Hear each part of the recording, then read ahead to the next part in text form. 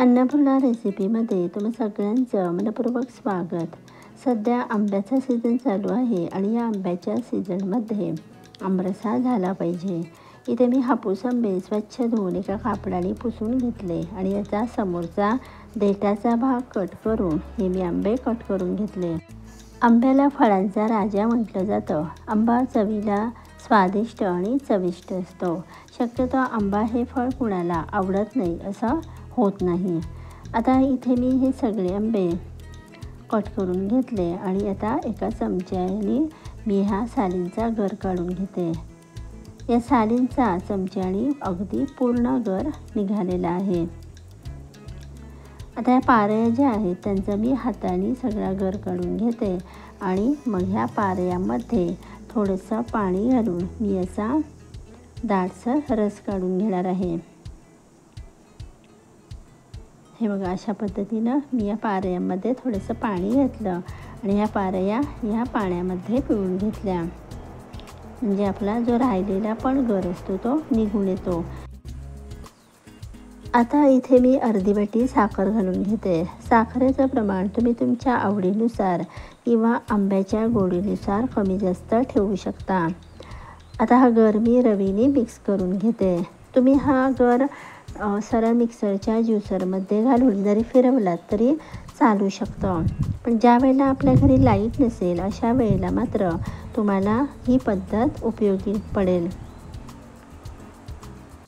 इथे मी तुम्हाला 2 पद्धतीने आमरस करायचा दाखवणार आहे.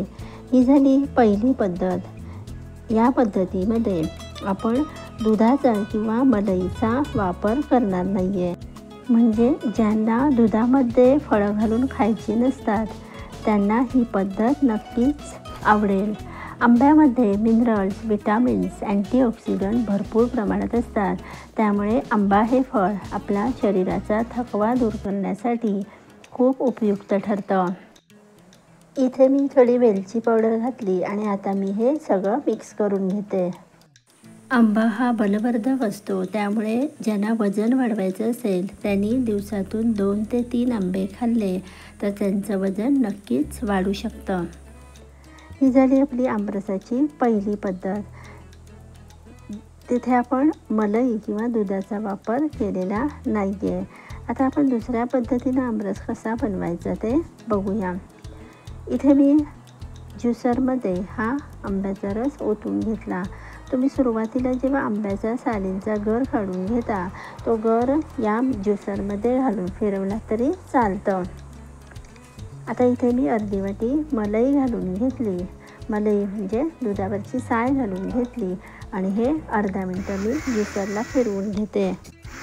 इथे मी साखर आणि वेलची पावडर अगोदर घातलेली होती त्यामुळे इथे मी ती वापरलेली नाही आहे. दोन्ही पद्धतीने केलेला आमरस चवीला छानच होतो.